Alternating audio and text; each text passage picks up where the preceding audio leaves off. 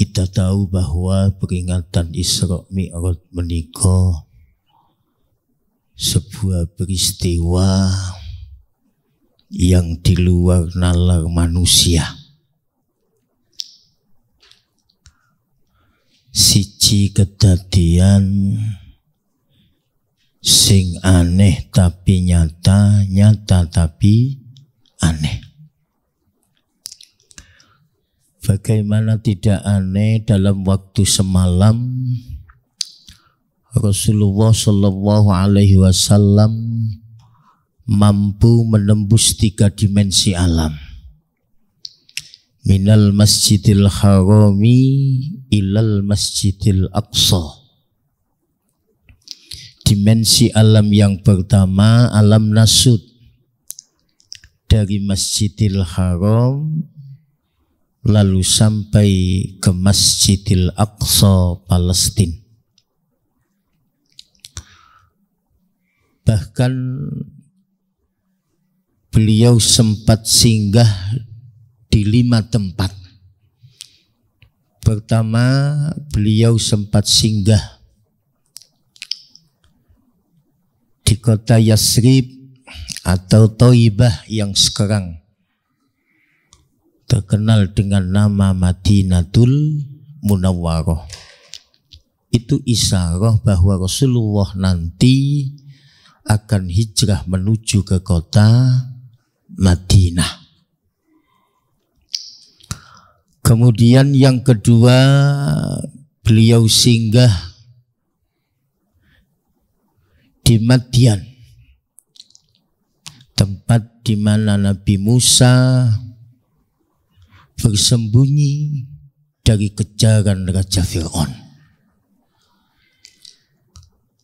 Kemudian beliau sempat singgah ke Tursina, tempat di mana Nabi Musa menerima kitab Taurat. Kemudian Rasulullah Shallallahu Alaihi Wasallam sempat singgah di Baitul Lahmi, tempat di mana Nabi Isa dilahirkan. Kemudian yang kelima, beliau sampai di Masjidil Aqsa. Dari Masjidil Aqsa kemudian Rasulullah Shallallahu Alaihi Wasallam melanjutkan perjalanannya menuju dimensi alam yang kedua, yaitu alam malakut. Beliau sampai menembus menuju ke 7 langit. Bahkan ketika memasuki langit yang pertama, beliau bertemu dengan Nabiullah Adam. Dalam sebuah keterangan, ketika beliau bertemu dengan Nabiullah Adam, beliau bertanya kepada malaikat Jibril, faqala man hadha ya Jibril. Kemudian Rasulullah Shallallahu Alaihi Wasallam ketika bertanya semacam itu, kemudian menjawab, faqala hadza abuka Adam fasallim alaihi. Ketika memasuki langit yang pertama, beliau bertemu dengan Nabiullah Adam. Kemudian malaikat Jibril memerintahkan untuk mengucapkan salam kepada beliau. Fasallamtu alaihi faraddas salam. Kemudian dijawab oleh Nabiullah Adam. Sumaqala, kemudian Nabiullah Adam berkata, marhaban bil ibni salih wan nabi salih. Selamat datang wahai anak yang salih dan nabi yang salih. Kemudian menuju langit yang kedua, summa so'ida hatta atas sama as-saniyah fastaftaha. Ketika menuju langit yang kedua, beliau bertemu dengan Nabi Yahya wa Isa dan Nabiullah Isa. Lalu fasallamtu faradda summa qala, beliau mengucapkan salam lalu dijawab.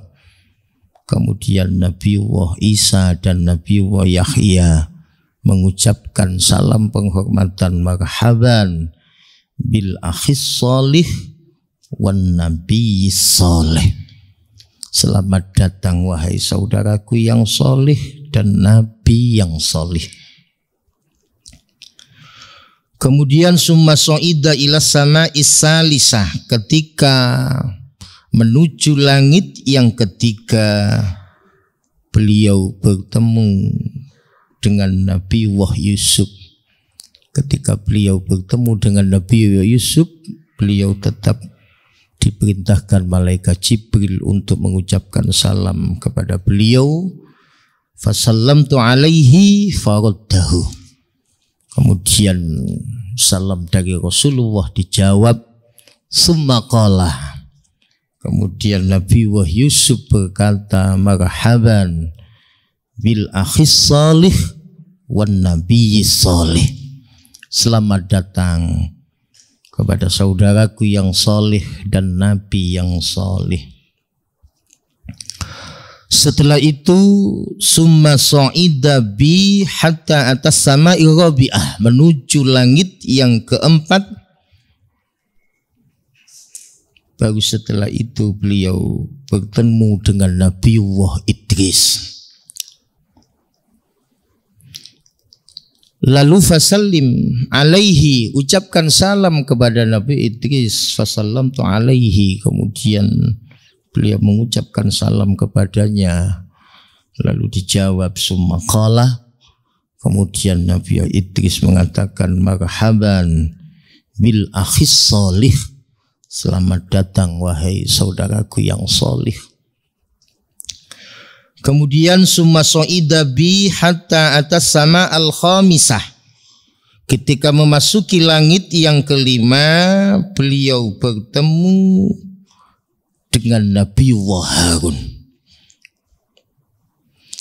Ketika malaikat Jibril menjelaskan kepada Rasulullah, hadza Harun, ini Nabi Harun ya Rasul. Fasallim alaih, ucapkan salam kepadanya.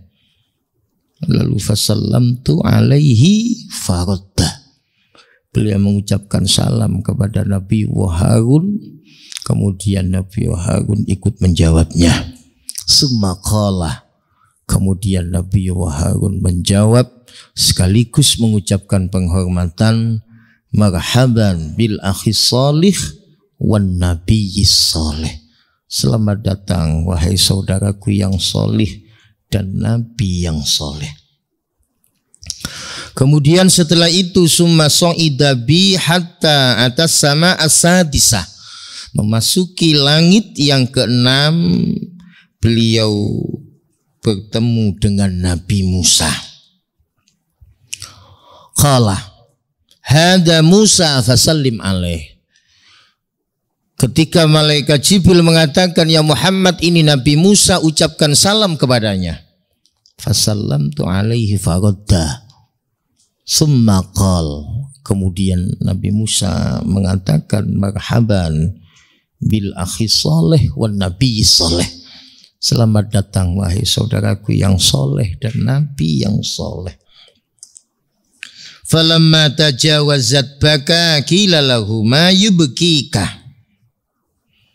Qala abki li anna hulaman bu'isa ba'di yadkhulul jannah min ummatihi aksaru mimma yadkhuluha min ummati.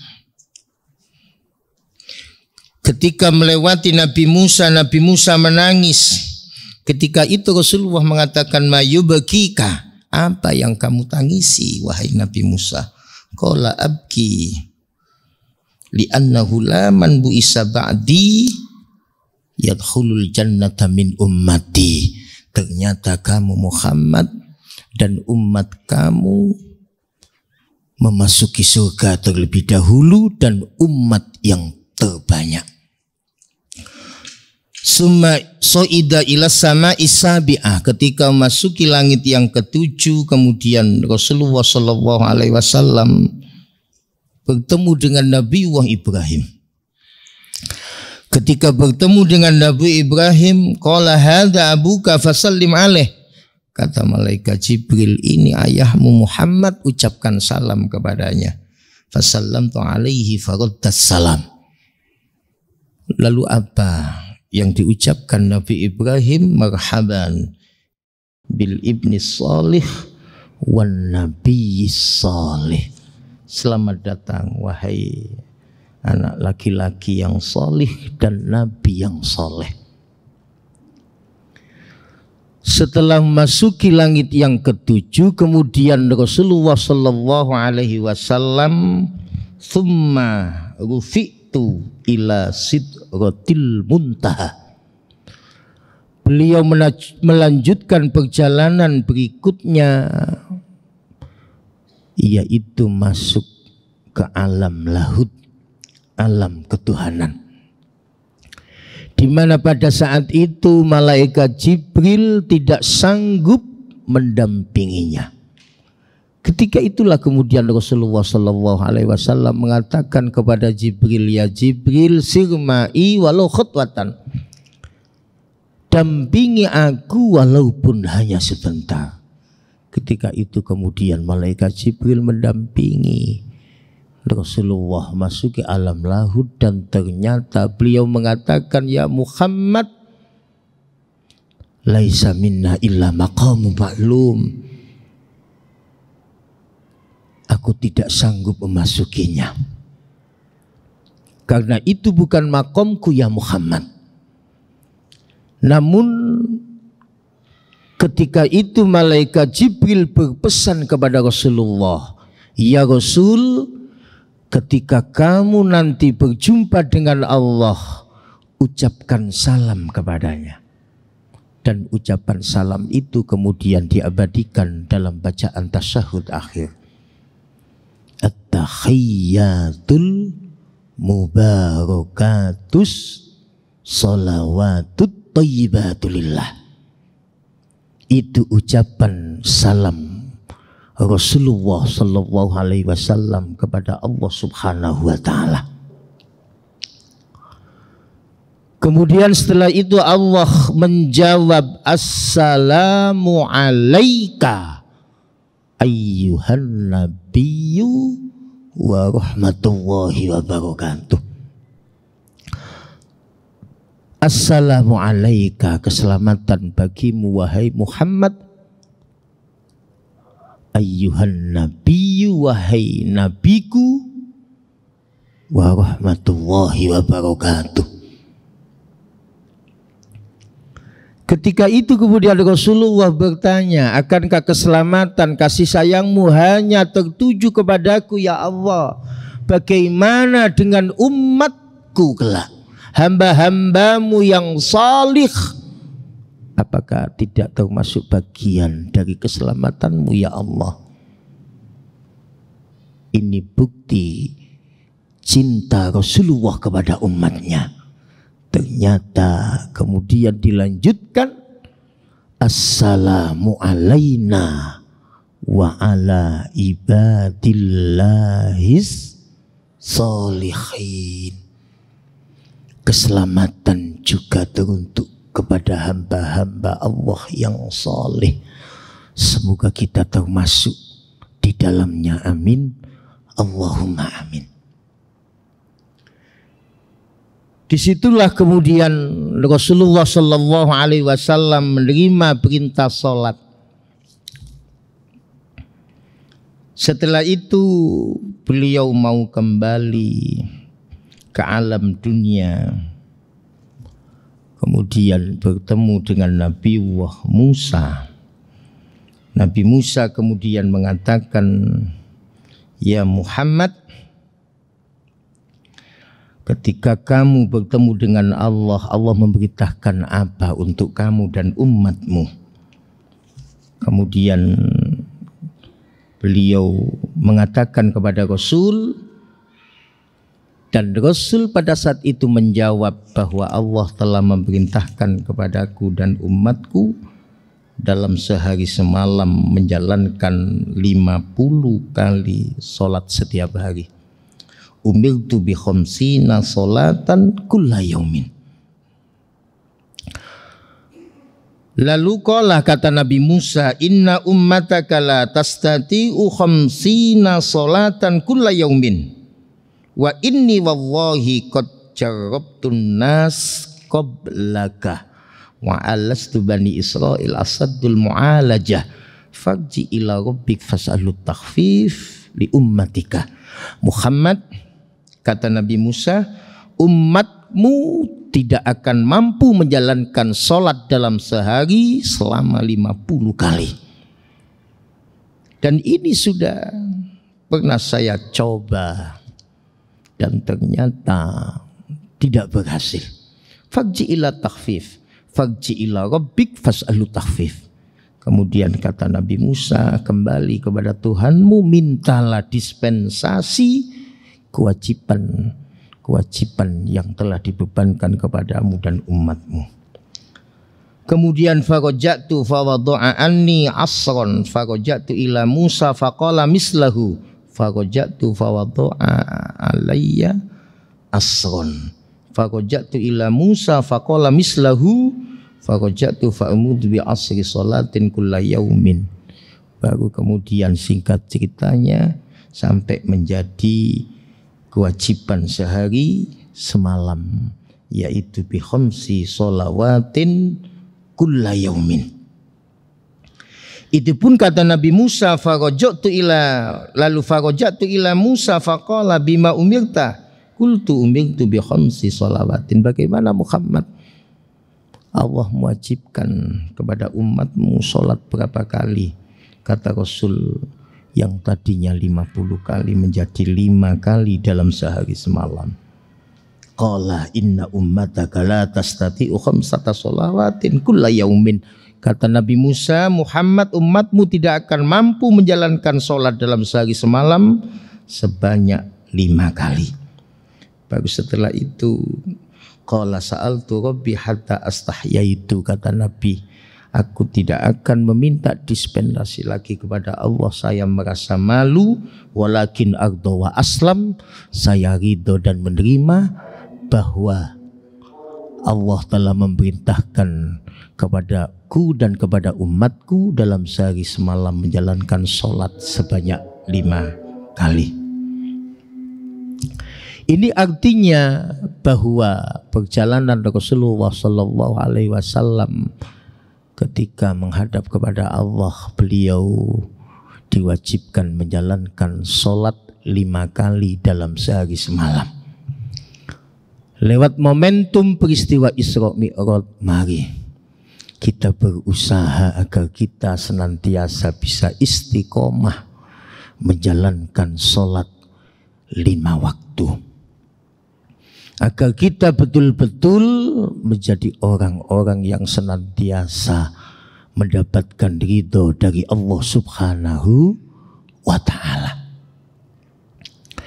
Lalu salah satu rahasia kenapa Rasulullah sampai sukses menempuh perjalanan yang begitu jauh sekali hanya dengan waktu yang semalam. Karena Rasulullah SAW hatinya sudah dibersihkan oleh malaikat Jibril. Baru setelah itu dibekali dengan 5 hal. Pertama, Islam, iman, yakin, hilm, kemudian ilmu. Ini sebuah nasihat kepada kita agar kita betul-betul bisa sowan kepada Allah dalam keadaan selamat, bekali dengan 5 hal. Pertama, Islam. Kita berusaha menjadi muslim yang terbaik. Agar keislaman kita betul-betul baik harus ditopang dengan ilmu. Iman, agar kita memiliki iman yang baik harus ditopang dengan ilmu. Iman, Islam, yakin, agar kita memiliki keyakinan yang kuat kepada Allah harus ditopang dengan ilmu. Iman, Islam, yakin, khilim. Khilim ini diddul ghadab, kebalikan dari sifat emosi. Kita mampu mengendalikan emosi, berarti kita memiliki sifat khilim. Khilim bisa bagus kalau ditopang dengan ilmu. Oleh karena itu, mari kita berusaha agar kita betul-betul bisa menghidupkan semangat untuk terus belajar dan belajar guna meraih ridha Allah Subhanahu wa ta'ala. Lewat momentum peristiwa Isra Mi'raj, ini merupakan batu ujian bagi orang-orang yang beriman. Akankah kita percaya akan peristiwa yang dahsyatnya luar biasa? Ketika turun ayat Subhanalladzi asra bi'abdihi lailam minal masjidil harami ilal masjidil aqsa alladzi barakna haulahu linuriyahu min ayatina innahu huwas samiul basir. Kalau kita mau melihat asbabun nuzul ayat itu, kama qala al-Imam Ibnu Hayyan. Imam Ibnu Hayyan pernah berkata ketika Rasulullah menyampaikan peristiwa semalam yang beliau alami kepada masyarakat pada saat itu, apa tanggapan mereka?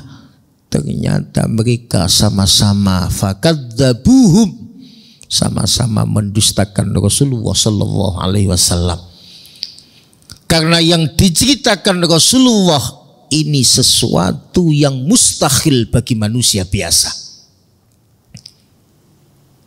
Bahkan ada orang yang tadinya iman ketika mendengar cerita yang semacam itu di tengah-tengah masyarakat yang mendustakan Rasul, ada yang keluar dari Islam, ada yang semakin kafir. Namun ketika Rasulullah bercerita kepada sahabat beliau yang bernama Abu Bakar As-Siddiq, beliau mendengar secara langsung. Apa kata sahabat Abu Bakar As-Siddiq? Jika itu betul-betul keluar dari lisan Rasul, jangankan dari Masjidil Haram ke Masjidil Aqsa, lebih jauh dari itu, saya sebagai orang yang beriman wajib percaya. Disitulah kemudian Abu Bakar As-Siddiq mendapatkan laqab As-Siddiq, orang yang pertama kali membenarkan peristiwa Isra Mi'raj Rasulullah Muhammad sallallahu alaihi wasallam. Itulah kenapa ketika Allah menyinggung peristiwa Isra Mi'raj, Allah mengawali firman-Nya dengan kalimat tasbih, subhana. Satu di antara ulama tafsir ada yang menyatakan hikmatu iftikhahi hadhihi surah bitasbih wajhani. Hikmah Allah mengawali firman-Nya dengan bacaan tasbih, satu di antaranya li'annal araba tusabbiha indal amri al-ajib faka'annallaha ajiba min khalqihi bima asnadu ila rasulihi Muhammadin sallallahu alaihi wasallam minal istihza was sukhriyah. Karena pada saat itu menjadi kebiasaan orang Arab melihat sesuatu yang menakjubkan, mereka mengucapkan subhanallah. Faka'annallaha, seolah-olah Allah mengatakan, Allah merasa heran kepada mereka yang mendustakan apa yang disampaikan Rasulullah sallallahu alaihi wasallam. Kemudian alasan yang kedua, hikmah ketika Allah menyinggung peristiwa Isra Mi'raj dengan kalimat tasbih, beliau menyangga apa yang mereka katakan kepada Rasulullah. Mereka banyak mengatakan Rasulullah dusta, bohong. Allah menyangga lewat firman-Nya subhanalladzi. Ini artinya Allah betul-betul berkehendak. Ketika mereka tidak percaya akan peristiwa tersebut karena mereka hanya memakai logika akal manusia. Tapi andai kata mereka memahami Isra Mi'raj memakai logika kemahabesaran Allah, apa yang tidak mungkin? Ketika Allah berkehendak, cukup beliau katakan innama amruhu idza arada syai'an ayyakula lahu kun fayakun. Oleh karena itulah kemudian Abu Bakar As-Siddiq yang pertama kali membenarkan peristiwa Isra Mi'raj Rasulullah Muhammad sallallahu alaihi wasallam. Di tengah-tengah masyarakat yang banyak mendustakan saat itu, bahkan mengolok-ngolok Rasulullah sallallahu alaihi wasallam, justru Abu Bakar As-Siddiq membenarkan peristiwa yang dialami Rasulullah sallallahu alaihi wasallam karena beliau memahami peristiwa Isra Mi'raj memakai logika kemahabesaran Allah subhanahu wa ta'ala. Subhanalladzi asra, yang memperjalankan. Artinya apa? Yang berkehendak itu Allah. Rasulullah pasif sementara yang aktif itu Allah. Makanya tidak heran jika kemudian dalam waktu yang semalam Rasulullah mengadakan perjalanan pada malam hari dari Masjidil Haram ke Masjidil Aqsa, kemudian dari Masjidil Aqsa menuju ke langit 7, ke Sidratul Muntaha, ke Baitul Ma'mur, kemudian di bawah aras beliau menerima perintah sholat, mengadakan kunjungan ke surga dan neraka, hanya memakan waktu yang semalam itu semata-mata karena kehendak Allah subhanahu wa ta'ala. Asra bi'abdihi, Allah memperjalankan hambanya. Kata abdun itu artinya biruhihi wa jasadihi, dengan ruh dan jasad beliau. Ada yang memahami kata abdun itu perkataan yang keluar dari Allah subhanahu wa ta'ala, seolah-olah Allah mengatakan kepada Rasul, ya Rasul, seberapa berat ujianmu dalam menegakkan kalimat-kalimat Allah, seberapa berat ujianmu ya Rasul, tidak akan menggeser kehambaanmu kepadaku, kata Allah. Oleh karena itu, mari kita berusaha agar betul-betul menjadi hamba Allah subhanahu wa ta'ala. Kadang kita mengaku hamba Allah lewat lesan kita, sementara perilaku kita justru mencerminkan orang-orang yang tidak menghamba kepada Allah, tapi menghamba kepada nafsu, menghamba kepada syahwat, menghamba kepada harta, sehingga semakin hari justru lalai kepada Allah subhanahu wa ta'ala. Bi'abdihi lailan, pada malam hari. Dinasabkan kalimat lailan itu menunjukkan betapa singkatnya peristiwa Isra Mi'raj Rasulullah Muhammad sallallahu alaihi wasallam. Rute perjalanan beliau minal Masjidil Harami ilal Masjidil Aqsa, dari masjid ke masjid, dari Masjidil Haram ke Masjidil Aqsa. Itu artinya sebuah nasihat, pesan Isra Mi'raj yang pertama, jangan lalaikan, hidupkan semangat untuk memakmurkan masjid. Kita berusaha terus bagaimana kita menjadi kelompok orang-orang yang mau memakmurkan masjid. Hanya orang-orang yang beriman kepada Allah subhanahu wa ta'ala, orang-orang yang mau memakmurkan masjid. urusan masjid, mari kita utamakan daripada urusan yang lainnya. Karena di sini kita berusaha untuk membentengi iman kita, membentengi ketakwaan kita kepada Allah Subhanahu wa taala. Karena masjid satu-satunya benteng yang terbaik untuk menghalau pucuk rayu setan. Khusunum minasyaiton salasa, benteng pertahanan dari pucuk rayu setan ada 3, satu diantaranya al-masjid. Makanya ketika masuk masjid, jangan hanya sekedar masuk masjid, ada etika yang harus kita indahkan. Satu diantaranya ucapkan salam.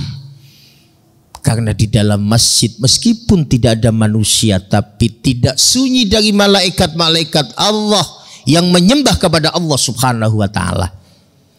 Mendahulukan kaki sebelah kanan, kemudian berdoa kepada Allah Subhanahu wa taala, ya Rabbi, Allahumma firli dzunubi waftahli abwaaba rahmatik. Bukakan pintu kasih sayangmu ya Allah kepadaku. Jika kita sudah suci dari hadas, jangan duduk terlebih dahulu. Mari kita menjalankan sholat sunat tahiyatul masjid. Setelah duduk kita niat i'tikaf, kita berusaha untuk terus muhasabah. Apa yang kita lakukan hari ini, mari kita koreksi sebelum lewat pergantian hari menuju hari berikutnya.